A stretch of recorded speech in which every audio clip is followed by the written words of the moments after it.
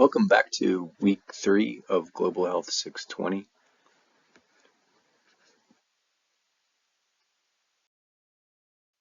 This week we're reviewing textbook concepts in chapters 5 through 10 and preparing for midterm assignments. According to the syllabus, you should have read up to chapter 6 by September the 1st and chapter 10 by Friday. That puts you halfway through the textbook. Today I'm going to present some of the more testable concepts in chapters 5, 6, 7, 8, 9, and 10, so you're prepared for test 2.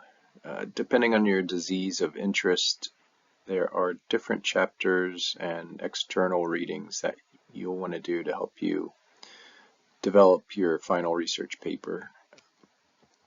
The next 6 textbook chapters address some of the diseases and conditions that you selected in assignment 1. As you continue reading, you should begin to explore and be able to explain within your research paper how state, federal, and international agencies may be working together to monitor and prevent your reportable disease of interest. I'll talk some more about mapping and midterm assignments later on. First, I wanted to provide a test 1 update, and everyone did fine. Most of you missed this particular question, so I wanted to point out that the answer can be found on page 16 and 17, but this was a very difficult question. So in the table on page 17, you can see variables for estimating healthy life years included case fatality ratio times expectation of life at age of onset minus the difference between life at age of onset and life at age of death, plus the case disability ratio multiplied by the extent of disability and the duration of disability. Whereas the 2 components of disability adjusted life year included years of life lost from death plus years of life lived with disability. Now, in contrast, the other 2 options, these were life expectancy measures that don't account for combinations of life lost in the same way.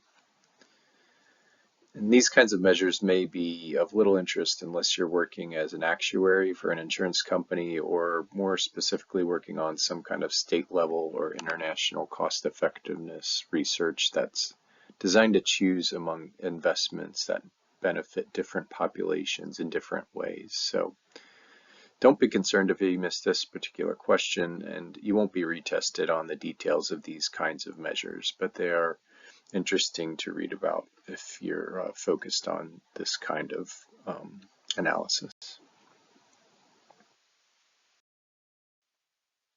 Getting back to your project selections that you made in assignment 1, I've instructed you all to focus on your favorite or first choice reportable disease and work on that for the rest of the term across your state and non-US area of interest. You all made fine choices, including diseases that qualify as reportable within the state where you live, and many of you chose to study tuberculosis across the United States and India. Only one person went ahead and selected states within India, and that's what you all really should be focusing in on. That is the demography and risk factors within states or subregions in the countries of interest. By the midterm, you should be able to explain how state, federal, and international agencies should be working together to monitor and prevent your reportable disease of interest across your state and your non-US areas of interest. At the midterm, I'll ask you to submit your working tables and maps that include appropriate estimates and also illustrate ways that your state's laboratory reporting standards are implemented. For example, how does Texas administer the state and CDC recommendations, and what are the instructions or recommendations for your non-US area of interest, like Pakistan.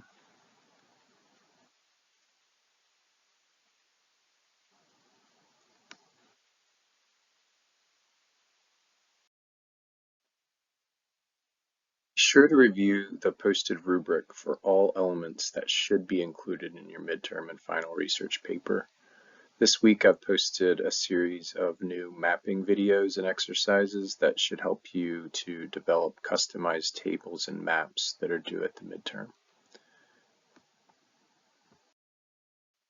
As you continue reading, continue to develop your working tables. You can see here that I'm adding Chapter 4 and Chapter 6 citations as I found information there related to hepatitis C and social determinants. I've also included some other article and website citations related to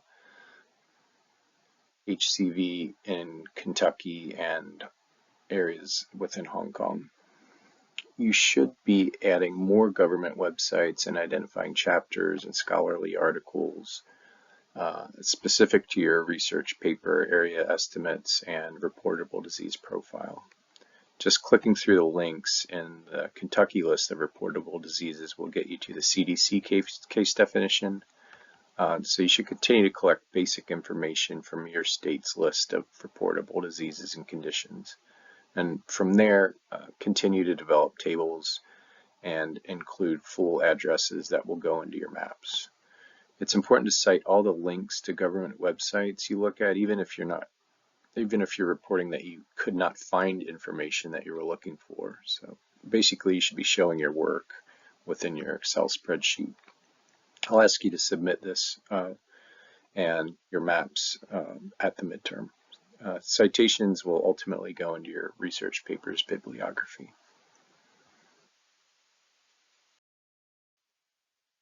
Getting back to the assigned readings, Chapter 5 covers reproductive health.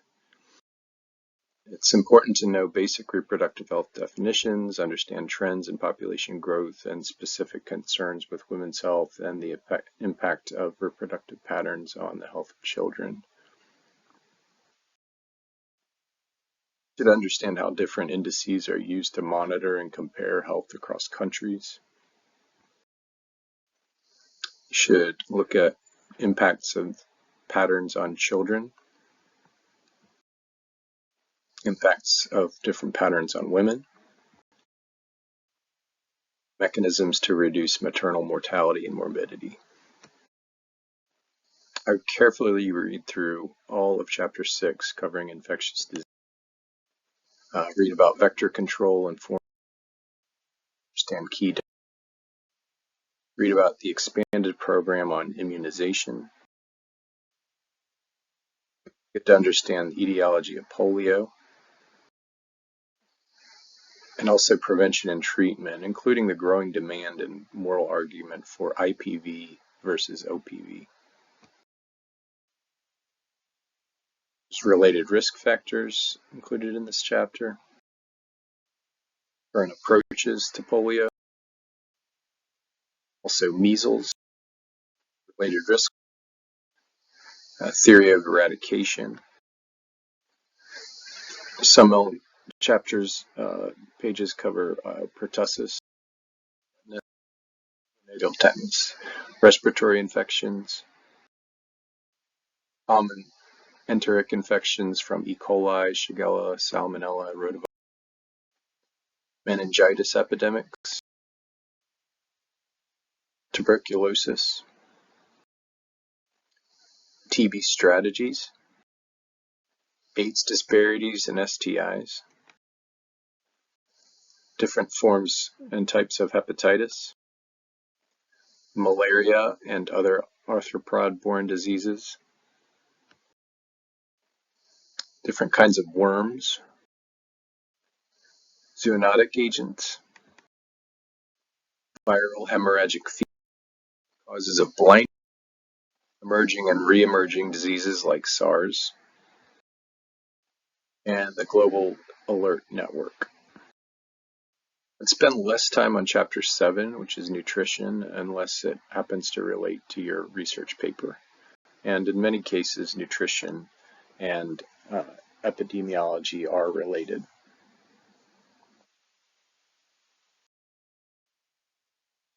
It's important to understand the burden of malnutrition, undernutrition consequences, how to use growth charts, anthropometric indicators in children, vitamin deficiency, anemia, consequences of iodine deficiency, the obesity epidemic, and successful nutrition intervention. I would spend less time on Chapter 8 as well, chronic disease, unless it happens to relate to your research paper.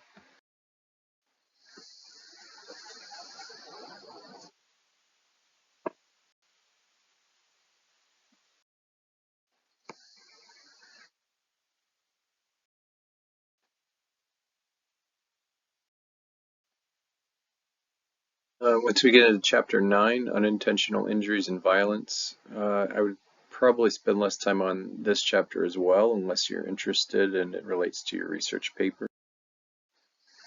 In my own example, this chapter is important because people living with hepatitis C are more likely to die from unintentional opioid overdose and in combination with other drugs related to injuries and violence.